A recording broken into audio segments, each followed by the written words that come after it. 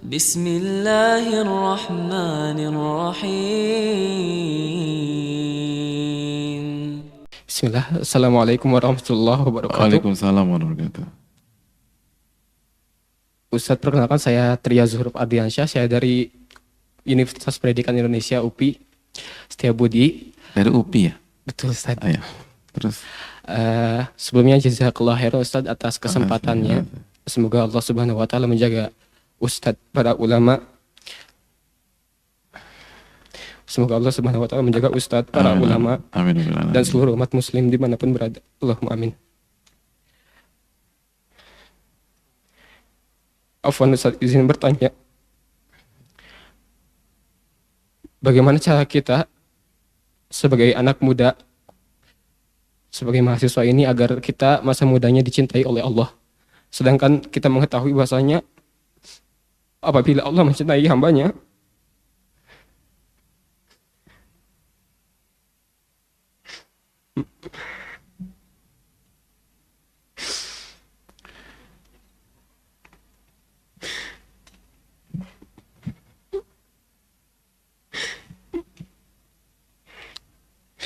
maka Allah akan menjaga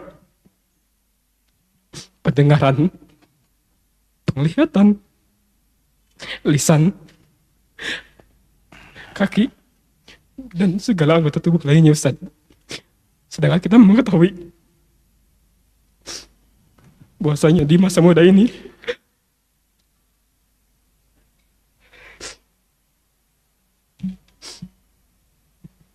ada banyak sekali fitnah, Ustaz. Dan kami ingin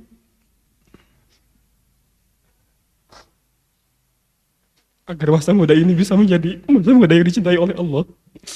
Dan lalu bagaimana cara kita mengetahui indikator yang bahwasanya Allah mencintai kita, Ustaz?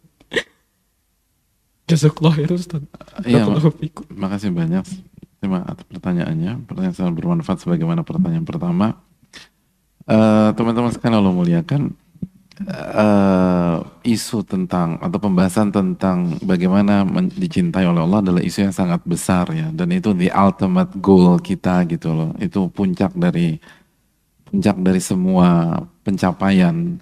Maka tentu saja butuh perjuangan, butuh upaya, dan semakin cepat kita memulai, semakin besar peluang kita mendapatkan cinta Allah Subhanahu wa Ta'ala. Karena sekali lagi, mendapatkan cinta Allah itu nggak mudah, benar-benar nggak mudah, dan butuh perjuangan dan kerja keras, dan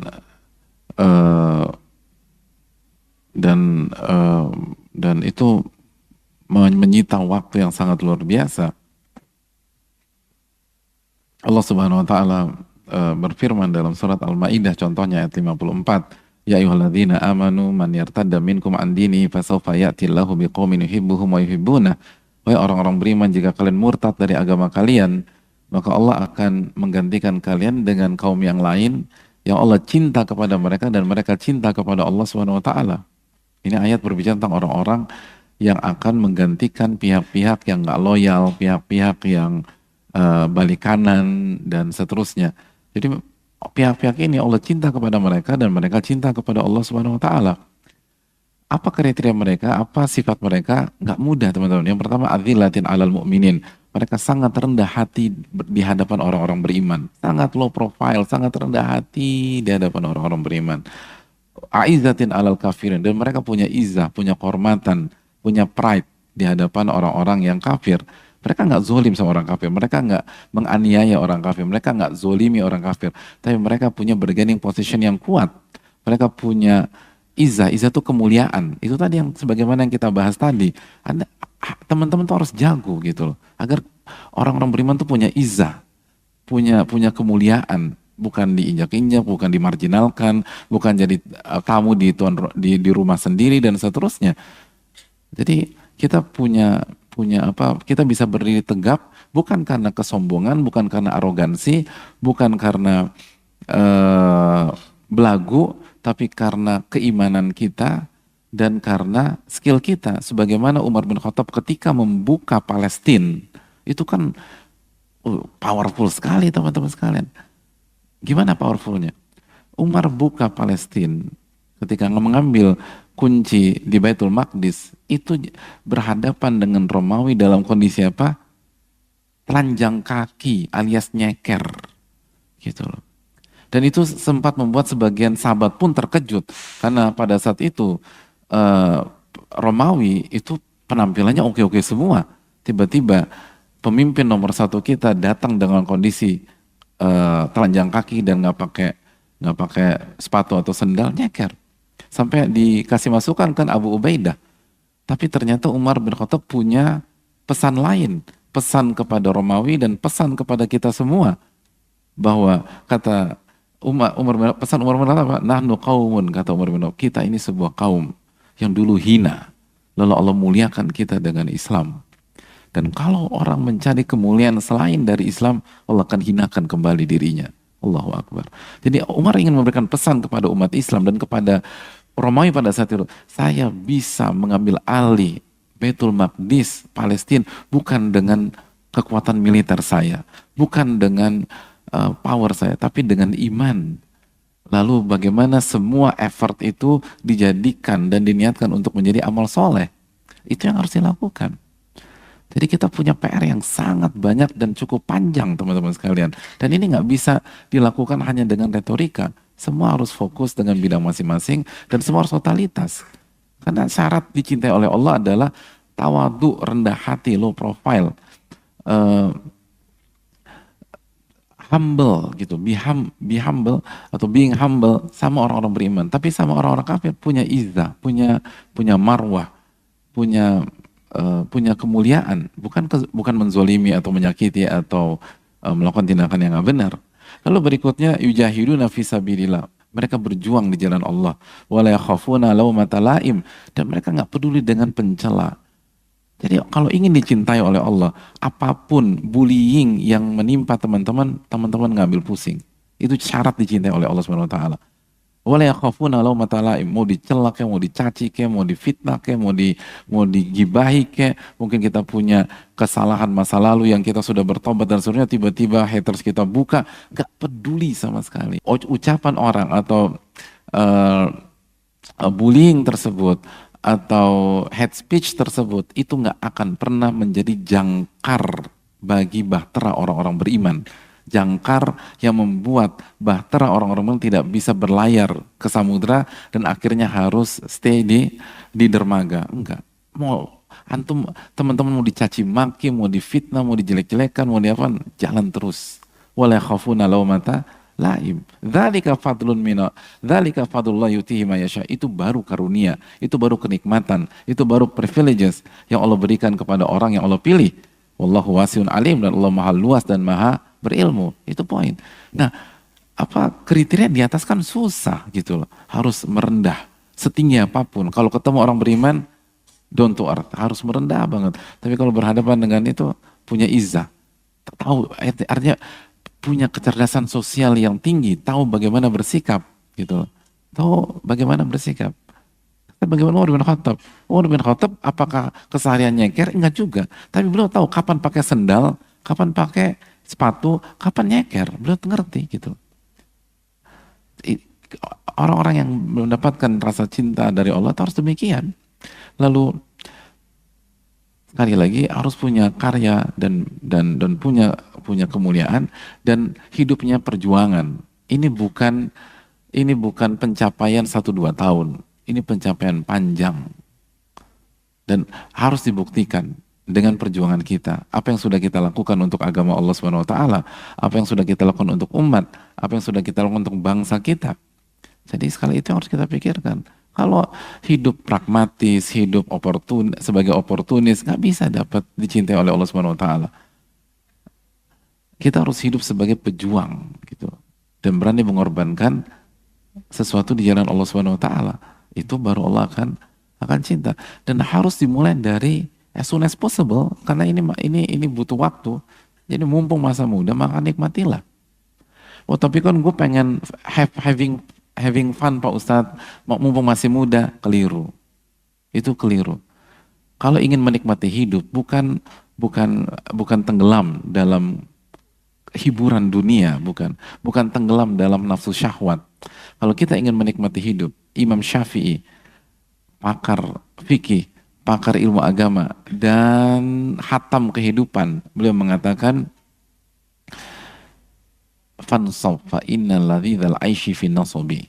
Berjuanglah karena kelezatan hidup ada pada perjuangan. Kalau ingin menikmati hidup, berjuang. Gitu. Hidup di comfort zone itu nggak nikmat, hadirin. Hidup di comfort zone nggak nikmat. Gitu lah. Saya ingin tanya sama hadirin, siapa yang ketika masuk kuliah beli rumah di Bandung, ada? Jadi enggak, gue nggak mau kos, gue mau beli rumah aja langsung. Ada? Kosnya besar atau enggak sih kos kalian? Sedang tuh apa? Sedang tuh berapa? 300 meter? Sedang, gitu lah. Kan relativitas, jadi tergantung relatif ini. Sedang tuh kacamata siapa? Sedang tuh berapa? 4L ya? Lu lagi gitu. Nggak ada ruangan, mau mentok lu lagi. Kalau misalnya teman-teman mahasiswa atau mahasiswi dipersilahkan tinggal di sebuah rumah di Senopati, Jakarta. Tahu daerah Senopati? Oke. Antum kalau di Jakarta bilang, lo tinggal di mana? Senopati. Paling enggak lawan bicara akan pasang kuda-kuda lah, gitu. Ini bukan orang sembarangan tinggal di Senopati. Gitu. Tinggal di Senopati. 7.000 meter. Gitu loh. Itu luas lantai 1. Gitu loh. Kalau seluruh rumah 2 hektar misalnya. Antum dikasih kesempatan tinggal di sana selama 3 bulan. ART dan staf antum ada 30 orang. Gitu. 30. Tugas antum simpel. Nikmatin hidup dan fasilitas di rumah tersebut. Antum nggak boleh kerja, nggak boleh ngepel, nggak boleh segala macam, nggak perlu. Antum dapat gaji, lalu duduk manis di kursi empuk, lalu ada layar besar depan antum, lalu ada staff yang megangin remote, antum nggak boleh megang remote. Pokoknya saya pengen Netflix, tinggal pencet Netflix. Saya pengen ini gitu, saya pengen Morotal. Saya pengen di Rukyah, nanti ada gitu seterusnya. Jadi sekali lagi semua komplit. Pengen ada chef Michelin 3 siapin buat antum semua. Jadi tinggal mesen aja, mau bubur ayam jadi, mau batagor boleh, mau cilok boleh, mau ada segala macam. Yang buat adalah chef Michelin 3 gitu loh. Pertanyaannya, antum bisa bertahan berapa lama? Kalau 3 bulan antum tetap melakukan kegiatan itu, kira-kira setelah 3 bulan antum jadi apa? Gila teman-teman, beneran. Gak ngapa-ngapain, 3 bulan duduk aja. Semua disiapin, dikipas-kipas, pijit-pijit. Mungkin 1-2 hari nikmat, tapi 3 bulan seperti itu, gila. Itu poin. Manusia itu diciptakan untuk bergerak, untuk berjuang, gitu. Dan itu bukan hanya manusia, itu sunatullah dalam kehidupan dunia, gitu loh. Saya ingin tanya, sneakers antum apa? Sneakers antum apa? Antum punya sneakers nggak? Ya, apa? Converse, oke. Antum pelari apa? Culture. Adidas. Misalnya antum beli Adidas lah, Adidas yang ada 3 garis yang lagi fenomenal itulah, karena antum pelari budaya, misalnya. Tapi nabung, nyicil segala macam. Saking sayangnya setelah masuk sepatu, antum nggak pernah pakai. Sampai 2 tahun lagi, gitu loh, awet tuh. Kira-kira hasil sepatu itu apa? Rusak, soalnya kebuka, lemnya kebuka dan sebagainya, rusak. Kehidupan dunia itu seperti itu. Berkahnya kalau dipakai. Tapi kalau sepatu dipakai, gitu, atau normal, itu lebih awet. Punya rumah, antum dapat rumah di Bandung, antum bangun, tapi antum nggak pernah tinggalin. Saking sayangnya sama tuh rumah tuh, sayang banget kan, ditinggalin, dibiarin aja. 1 tahun kemudian, antum bandingkan rumah itu dengan rumah yang antum tinggalin sekarang, lebih mending mana? Rumah yang kita tinggalin, rumah itu jadi kotor lah, segala macam, bla bla seterusnya. Antum punya baju putih, nggak pernah antum pakai. 2 tahun berikutnya jadi apa? jadi krem, jadi beige dan seterusnya. Jadi bukan putih lagi, berubah. Kehidupan dunia seperti itu. Ada yang pernah ngasuh kakek neneknya ketika sakit dan terbaring di atas kasur selama beberapa bulan dan nggak pernah bangkit atau beranjak dari kasurnya? Itu apa yang terjadi? Itu kaki mengecil. Dan kalau nggak dipaksa jalan, lumpuh.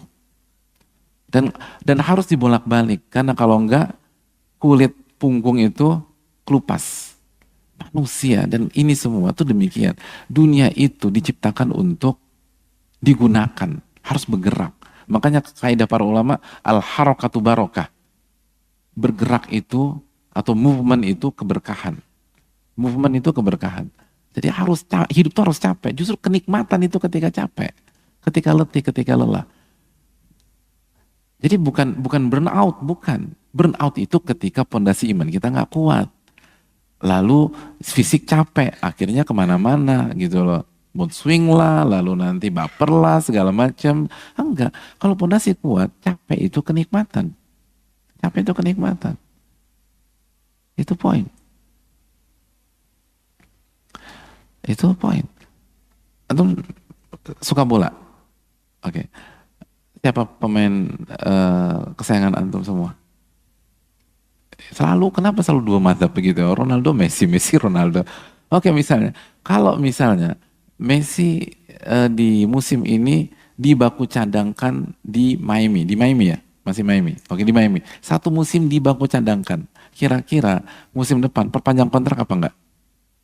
Kenapa? Karena enak. Gaji miliaran per pekan, tugasnya cuma duduk, aman dari cedera, masa depan cemerlang, lalu kipas-kipas, lalu juara dapat bonus. Kenapa berhenti? Karena bukan itu kenikmatan. Kenikmatan itu bukan duduk manis lalu terima uang. Kenikmatan itu kata Imam Syafi'i, berjuang. Fa innal ladzal aishi fin nasabi. Karena kenikmatan hidup itu ada pada perjuangan. Maka ketika masa muda kalian dihabiskan untuk having fun, lalu main inilah, lalu syahwat yang dikeluarkan lah, lalu hidup dengan dunia malam lah, lalu main perempuan atau main laki-laki, kalian nggak akan pernah dapat kenikmatan hidup. Itu salah berpikir. Itu salah dalam seni melihat kehidupan. Itu kalian terpenjara oleh talbis iblis. Itu tipu daya iblis. Iblis sengaja mengarahkan kalian agar kalian nggak menikmati hidup. Kalau kalian menikmati hidup, kan belajar, kalian berkarya, kalian buat kalian lakukan sebuah percobaan, eksperimen, trial and error, buat sesuatu. Tapi pondasi harus kuat.